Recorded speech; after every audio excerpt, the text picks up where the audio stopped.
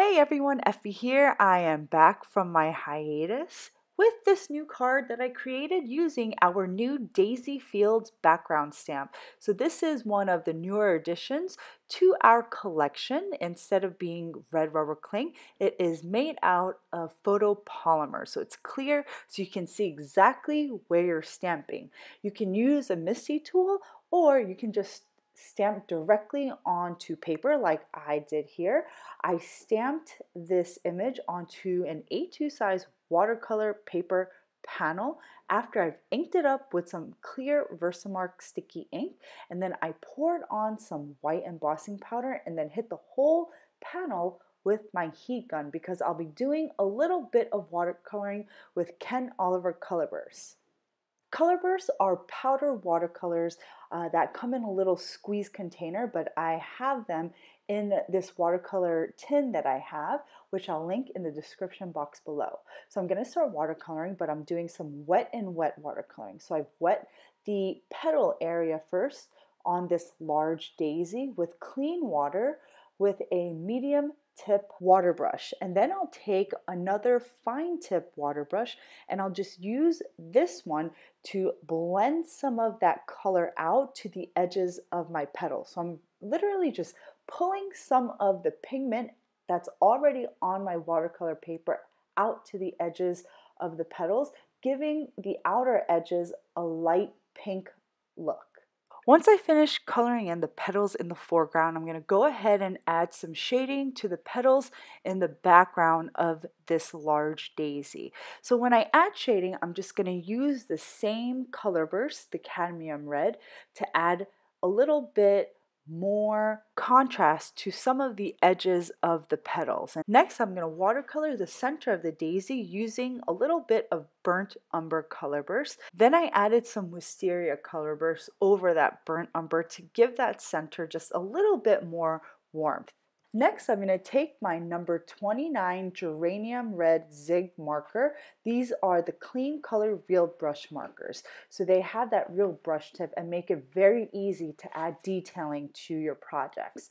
So what I'm going to do is add some detailing onto the petals by coloring directly on the petals, and I'm going to use light feathery strokes moving from the inner portions of the petals to the outer edges of the petals, but I'm not bringing that color all the way to the edge. I just want to go about 3/4 of the way. Now if you find that you're pulling that color up a little too much, since these are water-based ink markers, you can actually just blend that color out at the end to just blend it into the rest of the flower. So I'm only adding that zig marker detailing to the larger daisy. For the rest of the daisies on my panel, I'm just going to do the wet and wet watercoloring with the same cadmium red color burst. I've wet the petals first with some clean water, and then I'll add the cadmium red and blend that color out. So what you don't see me doing on camera is actually applying the clean water prior to adding the pigment, just because I just thought that it would save a little bit more time on this video. Otherwise, you will be sitting here for about 10 minutes. Instead, you're sitting here for 6.5 minutes. So I'm just going to finish coloring the rest of the daisies, and I'll be back once I'm finished.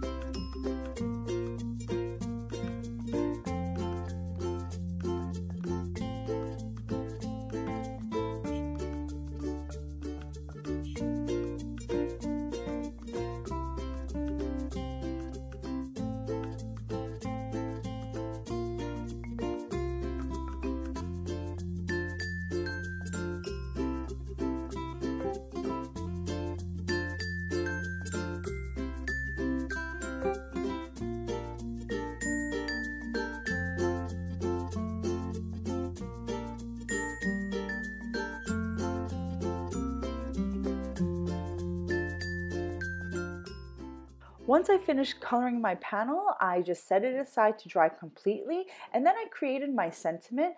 This is a congratulations sentiment that I retrieved from another stamp set, but I like the size and the clean font, so I just white heat embossed this congratulations sentiment onto a piece of black cardstock.